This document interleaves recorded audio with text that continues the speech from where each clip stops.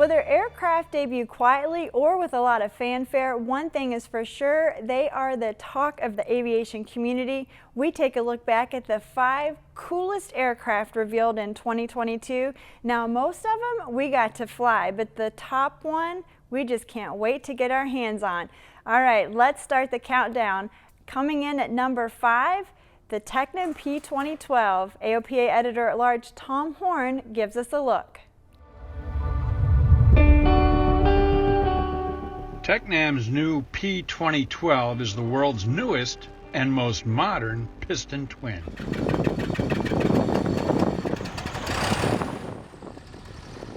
It's a big 8,100-pound single-pilot airplane with electronic engine controls. This means no magnetos, push-button starting, and automatic leaning at any power setting. The engines are twin turbocharged 375 horsepower Lycoming TEO 540s. Its Garmin avionics suite features G1000 NXI displays and Garmin's GFC 700 autopilot. What you don't see are mixture controls. The electronic controls adjust the fuel-air mixture for optimal EGTs based on ambient conditions. For takeoff at our 7,600-pound weight, it's rotate at 75 knots using the takeoff flap setting, and then gear retraction? Don't need it. The P2012 has fixed landing gear. Even so, initial climb rate was 1,000 feet per minute. Now, if you floor it up at 10,000 feet, Tecnam says you can see 194 knots. What about stalls? They're docile thanks to the wing design and washout. And we still have aileron control in this power-on stall condition. The airplane can be fitted out to serve many roles: passenger or cargo hauler, medevac, parachute jumping, and even special missions. TKS ice protection and radar are options, and runway performance makes short field operations easy. In all, it's a unique bird that fills many jobs, and at $2.5 million, at lower cost than its turbine-powered competition. Tom introduces us to the number 4 aircraft as well, the TBM 960. At first glance, it's got the looks and moves of any of the TBM series of speedy single-engine turboprops. But it's Daher's new TBM 960. Like its predecessors, it's a 330-knot ultimate personal airplane for many pilots. The big news with the 960 is the airplane's dual-channel FADEC, or full authority digital engine control. Daher calls it an EPEX, for engine and propeller electronic control system. The EPEX allows an automated start sequence with automatic protection against hot starts, overspeeds, and underspeeds. It does this through the fuel control unit. Hot start or propeller overspeed imminent, the fuel flow is reduced. Flying too slow, the fuel flow and the power comes up. The 960 has a new interior too, one with redesigned, super comfortable, heated seats, electronic window shade controls, and headset storage hangers. To land any TBM, it's important to approach the threshold at 85 knots or so with full flaps, and make sure you have a good nose-high attitude. Like any airplane, this takes a little practice. Now, that landing was a little firm. But coming back to Daher's U.S. headquarters at the Pompano Beach Air Park in Florida, I landed with a bit more finesse. And if I can do it, you can too. The Diamond DA50 RG comes in at number 3. Let's go to Tom for a look at that one too. After 16 years in development, here it is, the new Diamond DA50 RG. It's the biggest Diamond single yet, and a retractable to boot. With a maximum takeoff weight of 4,407 pounds, a max cruise speed of 181 knots, that's at 16,000 feet, and 5 seats thanks to a 3-place aft bench seat. Perhaps the biggest news here is Diamond's choice of the Continental CD300 turbo diesel engine for the DA50. It's really a massive engine, a V6 fed by twin turbochargers, intercooling, a dual common rail fuel injection system, and driving a 3-blade MT composite propeller through a gearbox. At max power, it can turn in 172 knots at 10,000 feet while burning 15.9 gallons an hour of Jet A. At the same altitude, long-range cruise power lowers the speed to 127 knots and fuel burn to 7.9 gallons an hour. Controlling all this is a dual-channel FADEC, full authority digital engine control, and a single power lever that adjusts engine power, propeller RPM, and fuel flow. Garmin's G1000 NXI avionics, along with that company's GFC 700 autopilot, is standard, as is electronic stability protection and a level button, with TKS ice protection and an oxygen system as the main options. You gotta say that one cool feature is the flip-up MFD control panel that's stowed in the center armrest. For better aileron control at slow airspeeds, there are vortex generators at the wingtips, and double-slotted flaps make for tame stalls and short landing distances. As for interior room and visibility, there's plenty of it, thanks to the 4 large gull-wing doors and their huge windows. I got 3 flights in the DA50 RG. Aileron forces can be heavy, but the stall is tame. Diamond's home office is in Austria, and the DA50 makes for a great way to take in the scenery. Anywhere. Landings were no drama, flown at 80 knots, and it was easy to flare and make a decent roll-on touchdown. European sales have begun, and the first DA50 RGs are set to arrive in North America in June 2022, when demonstrators will go on tour. Then more of us can see the latest from Diamond. It'll be worth the wait. Retired AOPA Editor-in-Chief Tom Haynes takes us for a flight in the number 2 aircraft. That's the Kodiak 900. It's a cold, blustery June day in eastern Washington state as we crank up the new Kodiak 900. The goal for the new airplane is to keep the utility Kodiak is known for while adding speed, space, and refinement. So we had a really successful product in the Kodiak 100, and we are always constantly thinking of how can we make this product better, and we're listening to our customers and what they need and what they want. A major boost in power is immediately noticeable. Even with 4 aboard and nearly full fuel, the airplane rockets off this gravel strip in about 1,000 feet.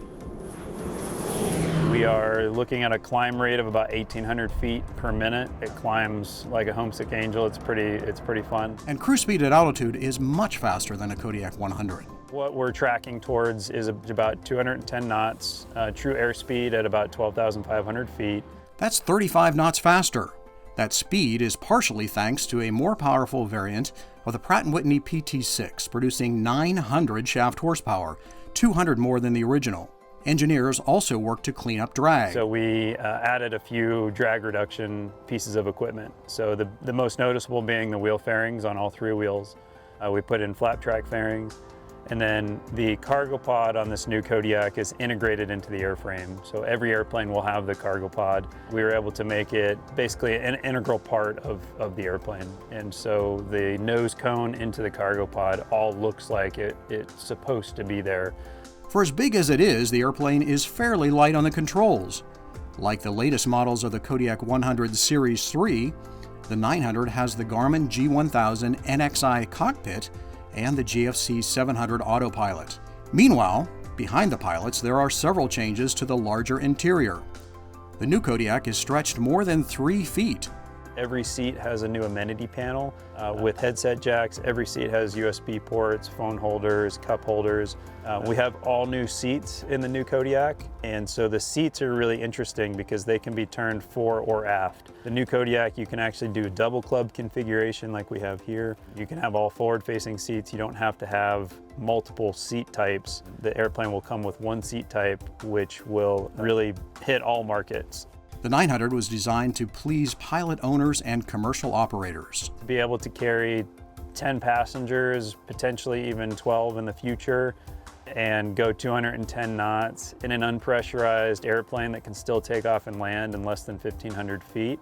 There's nothing that can really do that right now, especially in the $3 million to $4 million ballpark price range for a new aircraft. With the included wheel fairings and other changes, the Kodiak 900 is not quite as optimized for the shortest, most rugged strips in the backcountry like the 100, but it still offers plenty of performance for rough strips in out-of-the-way places. It definitely has the heritage of the Kodiak line, just with a little bit more refinement, a little bit more luxury, and certainly a lot more speed.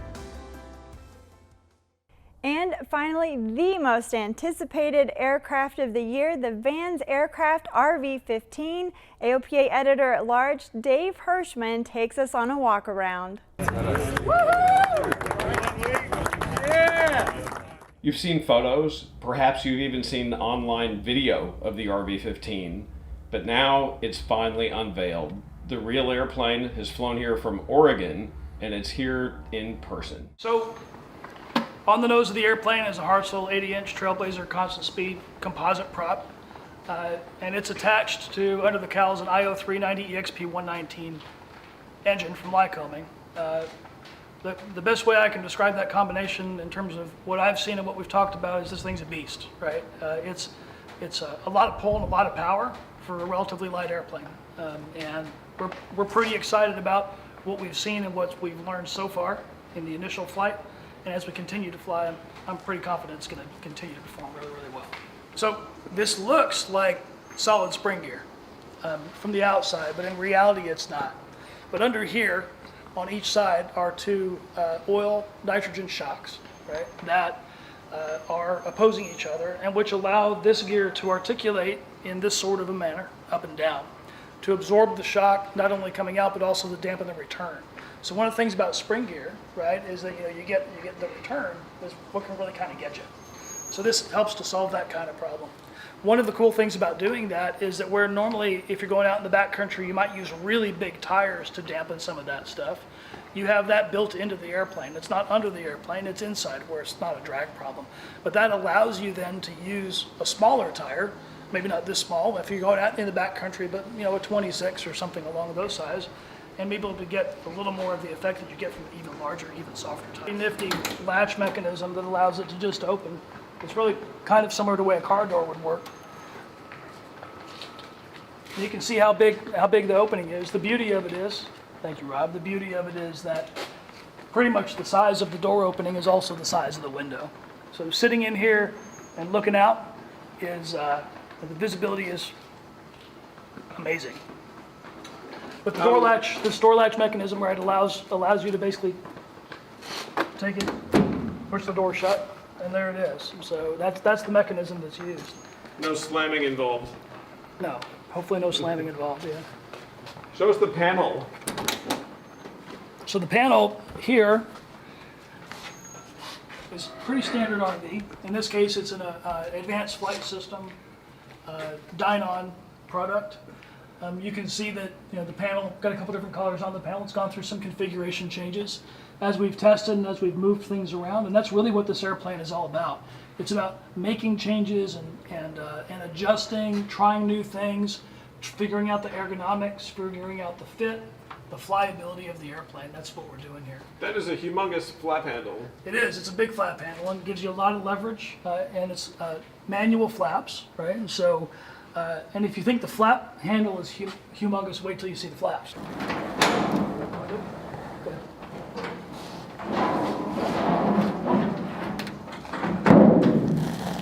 the beauty of the flaps is that they'll extend and they continue to extend, but at some point, after this point here, they just drop down. They're fully extended and they drop. So what is that max flap setting? That is what's that like 40, 50 degrees? It's 50 degrees on the test configuration. It's 50 degrees, and that's part of the configuration that we have now. Is pretty significant in terms of what you can actually extend it to. So for test purposes, we've configured it in a way that allows us to begin to explore that envelope with the flaps. Okay, so looking at the tail, I mean, a flying tail stabilator, pull rivets, and servo tab. Right. Why? What's the reason? There's a couple of reasons. We have a large flap with a large deflection, and that creates a large pitching moment. A stabilator or a full trimmable stabilizer are the best ways to address that, to maintain controllability. We also have a large baggage compartment that extends pretty far aft into the tail cone. So we have a wide CG envelope, and again, the stabilator's an easy way to address that. This is the first high-wing airplane Vans has ever designed, and it's made for the backcountry. Unimproved type of strip, maybe someplace like Johnson Creek and Grass, or something that's a little more difficult, something that maybe you wouldn't take an RV-4 or some other airplane into. And it will meet the total performance. It's a basic requirement, right? So we want to go as high as fast as we can on the envelope. We want to go as low and as slow as we can. But critically important is that it needs to also be balanced in terms of the affordability, the ability to build it, right? And critically speaking is the handling characteristics of the airplane. It needs to fly, it needs to be an RV. But don't expect these airplanes to show up at your home airfield anytime soon. When will these be available to purchase? But it's not now, and it won't be this year. But as we get closer to that time, we'll be able to let people know. Dick Van Grunsven, the founder of Vans Aircraft, insists on doing things in a certain order. Better do something right, or people, again, the expectations get pretty high. That's a look at the top 5 of 2022. Can't wait to see what's going to be revealed for general aviation in 2023. But one thing is for sure, we're going to be there when it happens, and hopefully we're one of the early ones to take you on a flight.